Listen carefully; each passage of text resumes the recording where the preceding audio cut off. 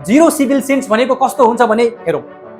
भनिन्छ नि कि केही इन्धन र केही पैसा बचाउनका लागि आफ्नो ज्यानसँग खेलवाड गरिरहेका छन् अनि ठुल्ठुला कुरा गर्ने गर्छन्। भनिन्छ नि कि परिवर्तन पनि चाहियो र बदलिनु पनि मन छैन, आफूमा केही लागू गर्नु छैन, जिरो सिभिल सेन्स छन्। यहाँ चाहिँ आफ्नो सानसाना बालबालिकाहरूलाई बसालेर यसरी कट हानिरहेका छन्, जुन फ्लेक्सिबल जुन यो डिभाइडर जस्तो लगाइएको छ यतातिरबाट कट हानिरहेका छन्, त्यो विभिन्न ठाउँहरूमा भाँचिसकेका छन्, टुटिसकेका छन् र यो लगाएको धेरै समय पनि भएको छैन, केही महिना मात्रै भएको छ। तर यो जुन नयाँ नयाँ मोडल किसिमका केही परिवर्तन आउँछन् भने केही मतलब छैन र न ट्राफिक प्रहरीलाई मतलब छ, न जनतालाई मतलब छ, न कसैलाई मतलब छ। आखिरकार कसरी हुन्छ? आखिर तपाईँ हामी जनता पनि त्यति नै जिम्मेवार भइदिनुपर्छ अनि मात्रै हुन्छ। यदि कुनै सिस्टम आइरहेको छ भने त्यो सिस्टम हाम्रो लागि हो, हाम्रो जनधनको लागि हो, न कि कुनै अरू कसैको लागि।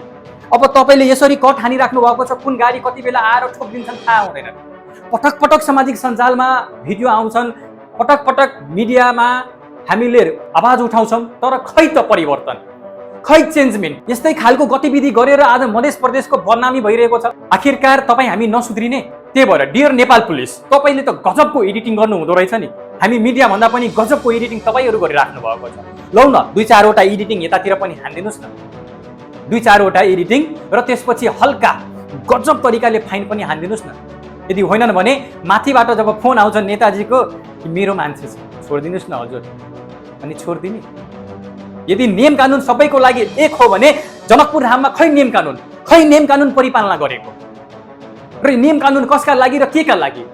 त्यही भएर नियम कानुन परिपालना गरौँ, तपाईँ हामी पनि जिम्मेवार बनाऊँ र कसै कुनै ठाउँमा जहाँ मन लाग्यो त्यहाँ काट्या छ, जहाँ मन लाग्यो त्यहाँ लाइट हान्या छ, अप्पर स्पिड छ, जे छ त्यो छ, जे गरे पनि भयो, यो चाहिँ बिल्कुलै भएन। बाँकी तपाईँहरू आफ्नो धारणा राख्नु होला र जति पनि हामीले देखाएका छौँ क्यामेरामा कैद गर्न मात्रै एकछिन हामी त्यहाँ पुर्यौँ, यति क्यामेरामा कैद गर्न भ्यायौँ, तर दिनभरि कतिजना मान्छेहरूले यसरी बाटो काटिरहेका हुन्छन्।